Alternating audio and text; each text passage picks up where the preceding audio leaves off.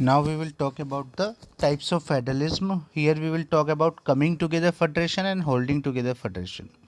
So basically coming together federation क्या होता है कि जब भी अगर हम बात करें कि involves independent states coming together on their own, हम क्या बात कर रहे हैं कमिंग टुगेदर फेडरेशन के अंदर कि जो इंडिपेंडेंट स्टेट्स होते हैं, independent states okay, they are coming together by their own and to form a big unit. Okay, जैसे कि कुछ कंट्रीज, कुछ स्टेट्स हैं तो जो आपस में मिल के एक बड़ी कंट्री बना रहे हैं, कुछ स्टेट्स मिलके एक बड़ी कंट्री बना रहे हैं। आपस में जब वो लोग जॉइंटली ज्वाइन करते हैं, ज्वाइन करने का मतलब है कि सब लोग एक ही रूल्स को फॉलो करेंगे।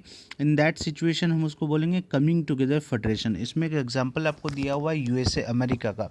नॉर्थ अमेरिका और साउथ अमेरिका आपने सुना होगा, उत्तरी अमेरिका और दक्षिणी अमेरिका, दोनों जगह रूल एक ही चलते हैं, एक ही गवर्नमेंट होती है, बट दोनों अलग अलग जगह पे है। तो इन दैट सिनेरियो हम लोग क्या बात करें कमिंग टुगेदर फेडरेशन। स्विट्ज़रलैंड भी इसका एक एग्जांपल है, ऑस्ट्रेलिया भी इसका एक एग्जांपल है। आगे हम बात करेंगे holding together federation. Holding together का मतलब कि ऑलरेडी कंबाइंड बहुत सारी स्टेट्स हैं और उनको एक होल्ड करके रखना, उसको हम बोलते हैं होल्डिंग टुगेदर फेडरेशन। जैसे आप एग्जांपल लेंगे इंडिया का, तो इंडिया के एग्जांपल में हम बात करेंगे कि इंडिया जो है एक होल्डिंग टुगेदर फेडरेशन के अंदर आता है, ठीक है। और भी बहुत सारी कंट्रीज है लाइक इंडिया, स्पेन, बेल्जियम, ये सारी जो कंट्रीज़ हैं वो होल्डिंग टुगेदर फेडरेशन के अंदर आती है, ठीक है।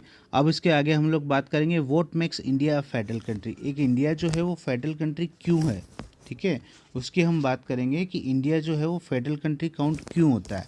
बिकॉज इंडिया के अंदर सब कुछ सिस्टमेटिक तरीके से ऑर्गेनाइज किया हुआ है। तो यहाँ पे हम लोग देखेंगे कि इंडिया के अंदर 3 डिफरेंट लिस्ट ऑफ वर्क हमने डिवाइड की गई है।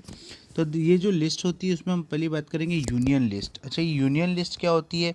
It includes the subject of national importance such as defence of the country, foreign affairs, banking, communication and currency. Union list के अंदर अगर हम बात करें तो फॉरेन अफेयर्स, बैंकिंग, कम्युनिकेशन और करेंसी से रिलेटेड जितने भी डिसीजंस होते हैं वो यूनियन लिस्ट के अंदर मेंशन होते हैं।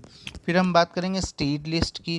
तो state list contain subject of the states and local importance such as police, trade, commerce, agriculture and irrigation. इन सबसे रिलेटेड जो भी वर्कआउट होता है वो स्टेट लिस्ट के अंदर होता है। And the last one is that is called concurrent list. Okay, concurrent list. Wait,